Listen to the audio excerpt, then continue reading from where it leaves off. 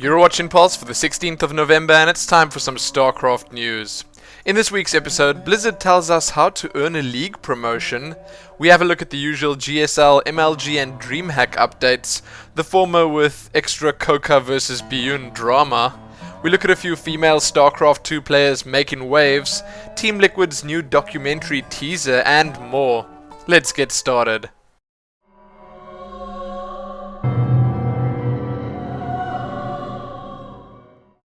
First up in the StarCraft news, over on the official site, Blizzard have answered a question that the community asks pretty often.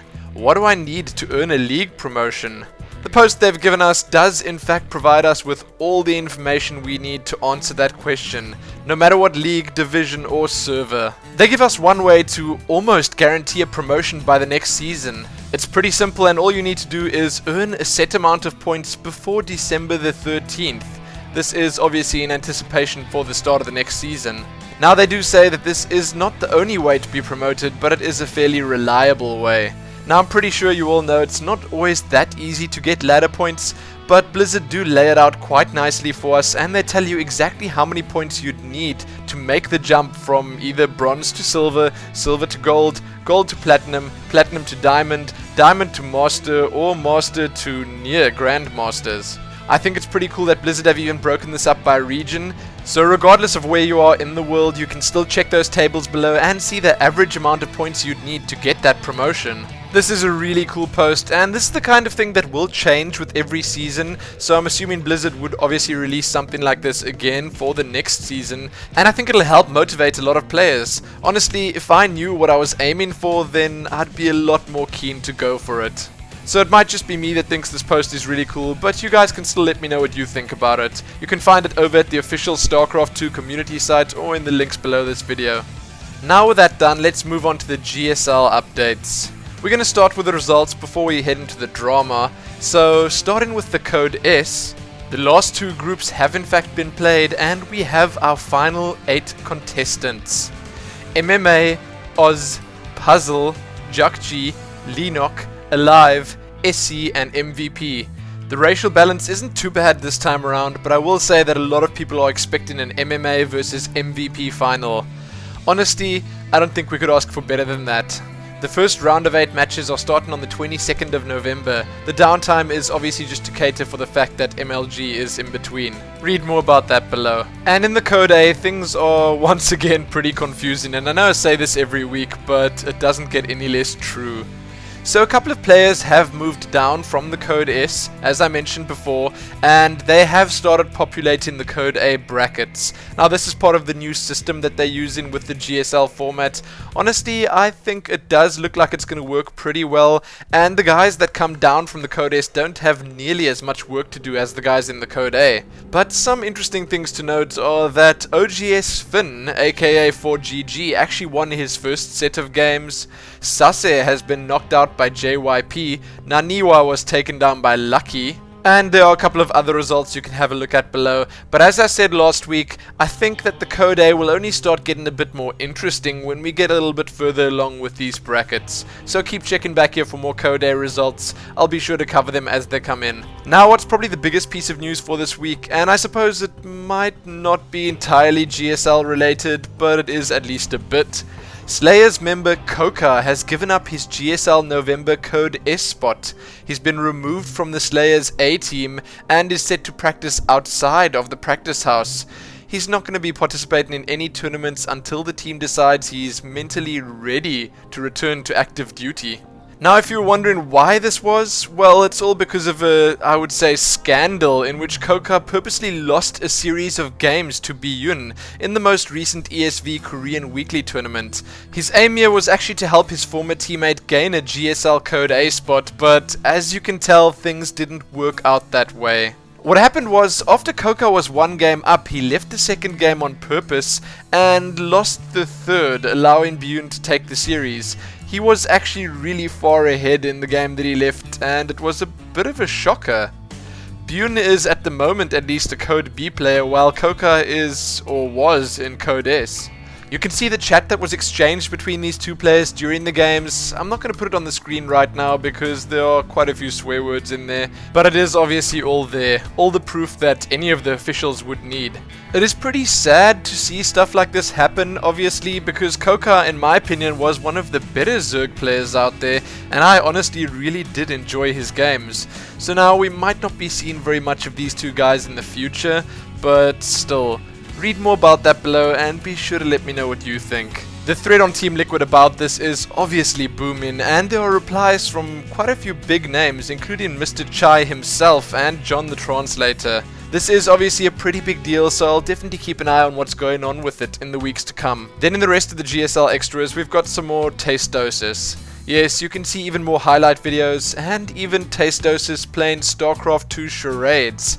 Pretty interesting stuff. Now moving along, time for the MLG updates.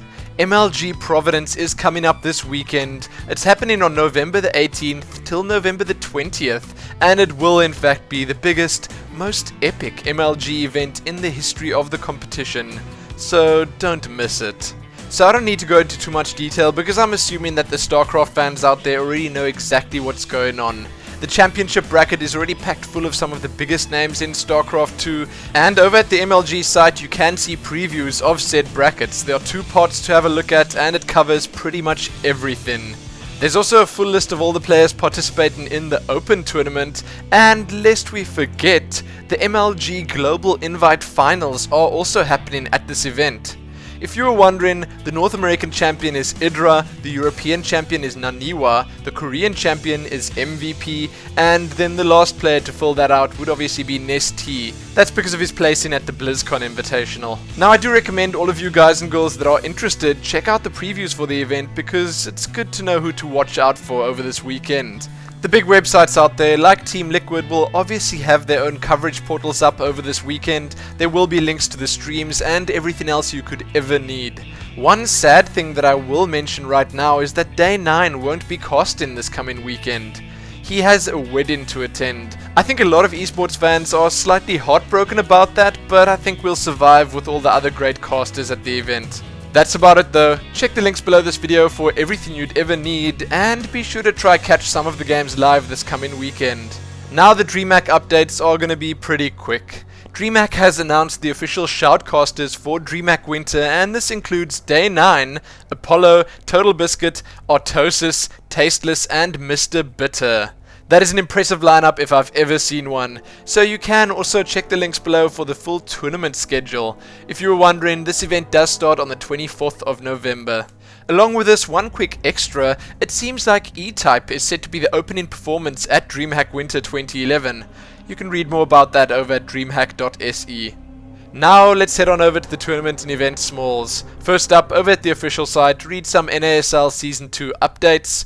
Then you can check out how Nurchio took Goody down to win the battle in Berlin. Then lastly, you can read who the final 8 players are for the IPL 4 UK qualifiers. Now first up in the community news, Terran player Aphrodite, who is in fact the winner of the Zawi Divina Female Invitational and girlfriend of StarTale's Rainbow, has officially joined Team StarTale. Now this is pretty special for a number of reasons. This makes Aphrodite the second female to join a Korean pro gaming team, but she is pretty much the first to make it in on merit alone. Aphrodite had obviously already proven herself to be an extremely good player before she got the invitation to join StarTale. I'm honestly pretty keen to see how well she does. She's got a bunch of really good teammates to practice with there. So you can read all about this below, and I have no doubt that there will in fact be an Aphrodite fan club going up on TeamLiquid soon. As an extra to this, you can read all about the female-only cup that she won. She did in fact take down Flo with a 2-0 in the finals. Now tying in with that previous announcement, another female pro gamer, Jong Mi, has joined Team OGS. She was, if you didn't know, pretty consistently the second best female Brood War player out there, and that was behind Toss Girl. We've also been told that along with practicing with Team OGS, she will be trying out for Code A next season. That's pretty big news, and I wish both these girls the best of luck. Read more about all of this below. Now we're going to move on to some Team Liquid news. Firstly, the Liquid guys have been teasing, yes, again. There's this image, and well, they've already revealed what they were going to reveal on Wednesday, November the 16th. That was in the form of their Liquid Documentary teaser trailer. The documentary itself is looking incredibly cool. It features all their players and everyone working behind the scenes. We're set to see it February 2012. There's a bit of a FAQ to have a look at as well, so if you want to read more about this, you can do so below. The next two reveals are set to come on November the 17th and 21st. Now, let's talk about Monday, November the 21st. It looks like TeamLiquid has in fact, or is at least in the process of picking up Zenio. This came as a bit of a shocker, especially seeing that people realized this, or at least it was given away by Artosis during the GSL stream. I don't see Artosis getting into trouble about it or anything like that, but he did sort of spoil the fun for everyone who was speculating. Anyway, it is still just a rumor, and we're not sure that it is in fact Zenio that's going to be picked up by TeamLiquid, but you can read all the speculation below if you're keen. You can also check that documentary teaser out right here on YouTube. Now, just a quick mention. I did say last week that I was going to cover a bit more of the Gus Ledesma drama, but honestly, I don't think anyone really wants to hear more about that. So what I will do is I'll give you all the links of everything that's going on with that below, and you can read it all for yourselves. One of the highlights, or I suppose lowlights, was that some community members that got involved had to pay bills that weren't actually theirs to pay. So that is pretty terrible. Anyway, read that below if you really want to. Now let's move on to the community smalls. First up in the smalls, over at the official site, you can read about the Blizzard Holiday Card Contest for 2011. You can check out some StarCraft fan art. You can read about some account security warnings, and this is actually about the Steam compromise. It's got nothing to do with Battle.net. And lastly, on the official site, you can read the latest Art of War post. This one's all about Russian. Next, you can read how CoCa has joined Team Slayers, Itzkosu has signed T-Gun, Violet is no longer in AZK, Desro has joined Team Legion, Dream has joined Team Dignitas, the main Complexity team has signed one of their players from the Complexity Gaming Academy, Twitch TV is hiring, there's an interview up with female StarCraft II player Flo, a Rainbow interview, 2 different Idra interviews, you can have a look at the finally released Reddit BlizzCon interviews, then you can have a look at the top 5 StarCraft II highlights from the IGN Pro League. This is episode 2. There's a song called Just a Wish from Tempo StarCraft. Have a look at a bunch of StarCraft II Yo Mama jokes. These are mostly courtesy of Day 9. Read about the SC report. That is, if you didn't know, the daily StarCraft II news and highlight show that's on MLG TV. You can read how someone's figured out how to import Diablo 3 models to StarCraft II. That could indeed make for some interesting maps. And then lastly, read a pretty interesting post over at TeamLiquid titled Maps in the Balance. Sadly, that's all I have for you in the smalls and the StarCraft news this week. Remember to try catch MLG live this weekend if you can, and check back here soon for more. Most importantly though, happy StarCrafting.